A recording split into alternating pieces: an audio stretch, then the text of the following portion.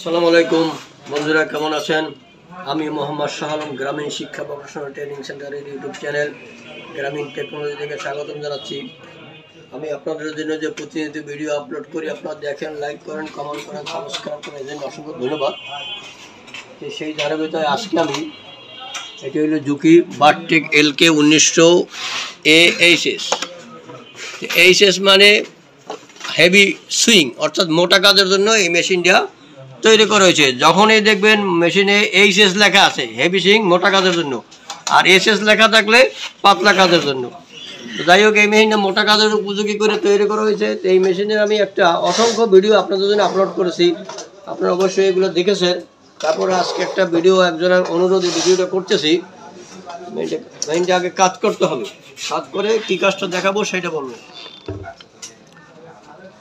এই যে একটা মোটর আছে, এই মোটরটার কাজটা কি, এই মোটরটার কি কাজ, এই মোটরটা কি কাজ করে, এই মোটরটা যদি নষ্ট থাকে এটা কত এরর আসবে, এটা নষ্ট থাকলে 908 এরর আসবে। এই মোটরটার কাজটা কি সেটা আমি খুলে দেখাবো, কির সাথে কোনটা সব সংযোগ আছে সেটা দেখাবো।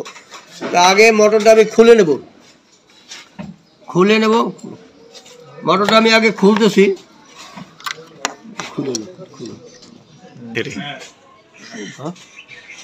এই যে মোটর, এই মোটরটা আমি খুললাম। এইটা এই যে কাজ, এই যে পিনিয়াম, এই পিনিয়ামের মাধ্যমে কি কাজ হয়, এই যে এই পিনিয়ামটা আবার এইখানে লাগানো থাকে, এই জায়গায় এই যে শ্যাপ আছে, এই শ্যাপটার সাথে এখানে যে দাঁত আছে, এই দাঁতের সাথে পিনিয়ামটা সংযোগ থাকে। তো এই মোটরটা যখন ঘুরে, তো এই শ্যাপটাও এদিকে আপ ডাউন করে। তো শ্যাপটা আপ ডাউন করলে পরে কি হয়, এই যে প্রেসার ফিটটা এই দেখেন, এই যে আমি আপ ডাউন করতেছি, প্রেসার ফিটটাও আপ ডাউন করে। অর্থাৎ এই যে শ্যাপ আছে, এই যে আপ ডাউন করে, এই আমি আপ ডাউন করি। অর্থাৎ এই শ্যাপটা মোটরের যখন ঘুরে, তখন এই মোটরের প্রিমিয়ামের সাথে সংযোগ থাকে, তখন এইটা ঘোরার পরেও শ্যাপ কাজের সময় প্রেসার ফিটের আপ ডাউন করে সেই কাজটাই করে। তো এই মোটরটা যদি নষ্ট হয় কত এরর দেখা যাবে সেইটা আমি আপনাদেরকে 908 এরর আসবে। এই মোটরটা আমাদের এখন সংযোগ থাকে হইলো ওই শ্যাপের সাথে, প্রিমিয়ামের সাথে, এই শ্যাপের সাথে সংযোগ থাকে। তো এইটা আবার কীভাবে সেট আপ করবো, এই যে কেবলটা আছে, কেবলটা নিচের দিকে থাকবে সবসময়। কোনো সময় এভাবে ঘুরেই দিলে কেবলের টান পরে কেবলটা ছিঁড়ে যেতে পারে। তাহলে আমরা এইভাবে নিচের দিকে রেখে এই মোটরটা এভাবে সেট আপ করবো। তো মোটরটা আমি সেট আপ করতেছি, আপনারা দেখেন। এইভাবে এখানে এইভাবে সেট আপ থাকবে। তাহলে এই মোটরটা আবার এখানে সেট করলাম। এই নাটগুলো আমি টাইট দিয়ে দিতেছি, আপনারা দেখেন। এবার ভালো করে টাইট দিতে হবে, কোনো লুজ থাকলে চলবে না।